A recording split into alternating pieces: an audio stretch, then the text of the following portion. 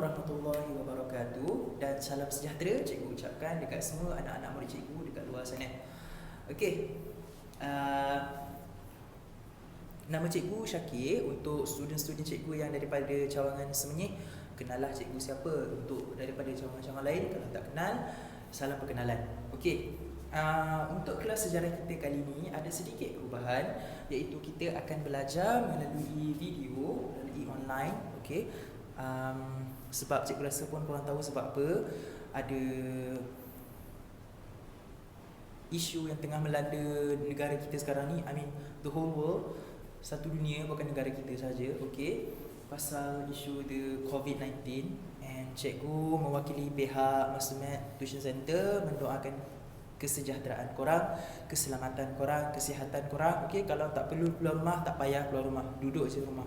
Okey, jaga keselamatan, jaga kesihatan, jaga kebersihan, itu paling penting. Okey, jaga kebersihan. Kalau keluar rumah, balik rumah terus cuci tangan. Okey, first cuci tangan. Jaga kebersihan, itu paling utama. Kita sebagai rakyat Malaysia kena mainkan peranan juga untuk stop virus ni daripada terus merebak. Okey, tanpa membuang masa lagi, kita terus masuk dekat topik kita hari ini. Okey, untuk geografi tingkatan 3 cikgu dah habis ajar sampai bab 6. So hari ni cikgu akan terus masuk bab 7. Okey, muka surat bab 7 ni, dan cikgu akan cover untuk muka surat belah kiri ni sahaja sebab masa cikgu ada limit untuk video ni. So cikgu akan cover untuk muka surat belah kiri saja. So yang ada modul, bawa keluar modul dan buka muka surat yang ini, bab 7. Kegiatan ekonomi di Malaysia. Okey, kegiatan ekonomi dekat Malaysia. So apa itu ekonomi? Ekonomi ni ialah kegiatan yang dilakukan dan dia mendatangkan keuntungan kepada negara kita. Dia menstabilkan keuangan negara kita. Okey? So itu ialah kegiatan ekonomi. Apa-apa saja yang mendatangkan keuntungan dekat negara kita, ianya ialah ekonomi.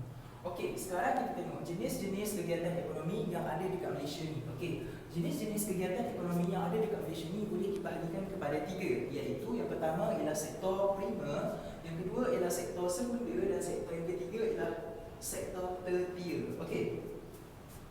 Sektor primer ni juga dikenali sebagai sektor utama. Okey, sektor yang utama sekali. Okey, kita tengok dia punya penerangan. Apa itu sektor primer? Sektor primer ni ialah kegiatan yang mengeluarkan bahan mentah terus daripada sumber semula jadi.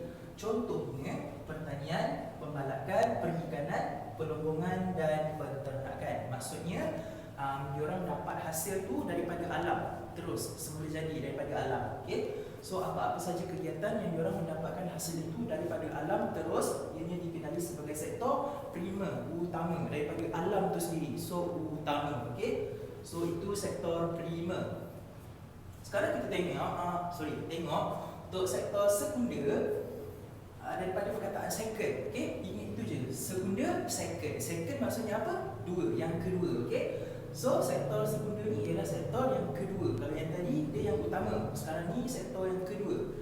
Okey, kita tengok apa itu sektor sekunder. Sektor sekunder ialah aktiviti ekonomi yang berasaskan bahan mentah. Dia memberi keutamaan dalam menukarkan bahan mentah kepada barangan siap kepada pengguna. Contoh dia pembuatan, perindustrian dan pembinaan. Okey. Contoh, cikgu bagi contoh, diorang upah, diorang bayar orang, maybe dia bayar orang asli untuk kutip hasil hutan, dan hasil hutan tu diorang jadikan bakul. Pernah tengok bakul rotan? Okey. Diorang gunakan hasil hutan, lepas tu diorang jadikan dia bakul, jadikan handbag, jadikan purse, apa-apa saja yang boleh digunakan. Lepas tu bila dah siap, dah cantik-cantik, diorang jual, diorang komersialkan benda tu. Okey, itu maksudnya itu ialah satu sektor pembuatan. Okey, pembuatan, dia industrikan benda tu, dia jual benda tu. Okey, dia komersialkan barang-barang yang dibuat daripada hasil hutan tu. Okey, itu maksud dia menukarkan bahan mentah yang rotan tadi tu, yang bahan mentah tu dia tukarkan kepada barangan siap. Dia jadikan bakul, dia jadikan apa-apa saja yang boleh diguna untuk masyarakat, lepas tu dia jual. Okey. Lepas tu kita tengok pada sektor yang ketiga, iaitu tertier. Okey, kita tengok perkataan tertier 3. Okey, so 3. Sektor yang ketiga. Dia punya explanation, kegiatan ekonomi yang menawarkan pelbagai perkhidmatan. Okey, sektor perkhidmatan ini dia punya AKA juga dikenali sebagai sektor tertier ini juga dikenali sebagai sektor perkhidmatan. Okey. Poin yang ketiga, sumbangannya memainkan peranan penting kepada pembangunan negara. Contohnya sektor pelancongan, perdagangan, pengangkutan, keuangan dan sektor pendidikan. Okey, so ini ialah sektor tertier yang mana dia melibatkan perkhidmatan. Apa-apa saja jenis perkhidmatan yang kita nampak, okey, yang dia melibatkan seorang pekerja dan dia menyediakan perkhidmatan kepada pengguna. Okey, pekerja dia memberi perkhidmatan kepada pengguna. So itu dikenali sebagai sektor tertier, sektor perkhidmatan. Contoh dalam pengangkutan, bas awam, teksi, okey, diorang bekerja bawa bas, diorang bas awam, diorang bekerja bawa teksi dan diorang mengambil penumpang. So diorang ialah pekerja dan diorang menyediakan perkhidmatan kenderaan kepada pengguna. Okey, so itu maksudnya sektor pengangkutan. Okey, sektor tertier. Pendidikan, guru. Guru ni dia seorang pekerja dan dia menyediakan perkhidmatan pembelajaran kepada anak-anak murid. Anak-anak murid dia ialah pengguna lah. So dia menyediakan perkhidmatan kepada pengguna. Okey, so itu ialah sektor tertier. Sama juga macam pelancongan, perdagangan dan keuangan. Ini tiga ini ialah jenis-jenis kegiatan ekonomi yang boleh dijumpai dekat Malaysia ni. Okey. Okey, sekarang kita terus sambung untuk soalan yang dekat bawah tadi, yang dekat bawah ni. Ini soalan A, ni soalan B. Okey.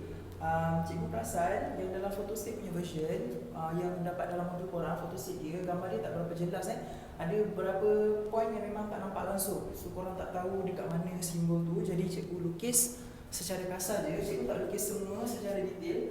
Cikgu ambil poin-poin sesuatu tempat je cikgu lukis Tapi 5 simbol tu ada dekat dalam peta ni Okey. Sekarang kita tengok ini adalah peta Malaysia. Okey, so kita tengok untuk simbol yang pertama dulu. Okey, simbol yang pertama ialah dia titik je, dia titik. Okey, simbol ini ialah simbol untuk lada hitam. Maksudnya dalam peta Malaysia ni yang ada titik-titik hitam ini, maknanya ini adalah kawasan di mana diorang mengusahakan tanaman lada hitam. Okey, itu maksud dia Okey, sekarang kita tengok lada hitam ni dia ada dekat Kedah, ini Kelantan, Terengganu pun ada, dekat Pahang pun ada. Okey, dekat Sarawak bahagian bawah banyak, dekat Sabah pun ada juga Okey, so ini untuk lada hitam. Yang simbol titik itu dia lada hitam.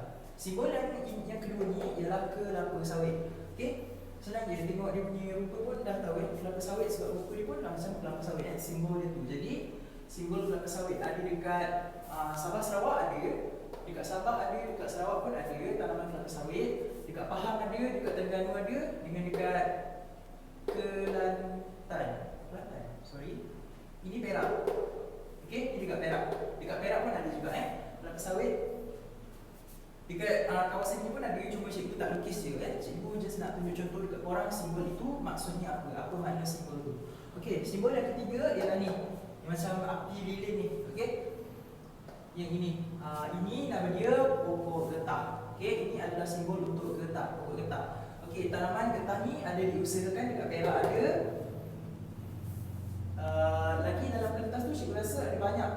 Okey, cuma cikgu tunjuk contoh satu dekat Perak. Okey, dia ada banyak tempat dalam peta ni Tapi disebabkan soalan ni dia fokus kepada apa nama setiap simbol tu, jadi cikgu nak terangkan apa simbol tu. Cikgu tak nak explain secara detail dekat mana simbol tanaman itu diusahakan. Okey, cikgu nak fokus kepada makna simbol itu sahaja. Okey, kita tengok simbol yang keempat, S. Simbol dia S saja. Okey, simbol S ni bermakna sayur-sayuran. Okey, sayur-sayuran dalam peta Malaysia yang dibagi ni, cikgu memang ada jumpa dua saja. Dan dua-dua tu cikgu dah tulis kat sini Satu dekat Pahang, dekat ujung-ujung Pahang ni. Yang kedua ada dekat Sabah Ni 2.s. Cikgu rasa dalam audio korang tak boleh nampak. So kalau tak nampak korang tulis Dia tak jelas, ada tapi tak jelas. Halus je tulisan S je, okey? So kalau tak nampak korang terangkan pakai pensel. Ada 2.s sahaja. Satu dekat Pahang, lagi satu dekat Sabah. Okey? Ini adalah kawasan di mana diorang mengusahakan tanaman sayur-sayuran. Dan yang terakhir ialah simbol bagi nanas. Okey? Simbol ni macam telur tapi ada telinga tu. Okey? Tapi basic kalau kita tengok betul-betul pun memang bentuk dia macam nanas. Nanas kan ada daun terluar dekat atas Okey. So nanas banyak diusahakan dekat Johor Kalau kita tengok dalam peta, dalam soalan yang dia bagi, simbol nanas paling banyak dijumpai dekat Johor So tanaman nanas ni banyak diusahakan dekat Johor. Okey. So cikgu rasa itu saja untuk kelas kita kali ini. Kalau ada apa-apa soalan yang tak faham mengenai bab 7 untuk 7.1 dengan 7.2 ni, boleh tanya boleh diajukan soalan tu dekat grup WhatsApp yang dah disediakan. InsyaAllah kalau cikgu mampu, cikgu tolong jawabkan. Kalau cikgu tak mampu pun cikgu akan sudahkan sampai cikgu boleh jawab juga. Jangan risau. Okay, so itu saja. InsyaAllah jumpa lagi dalam kelas yang akan datang. Assalamualaikum.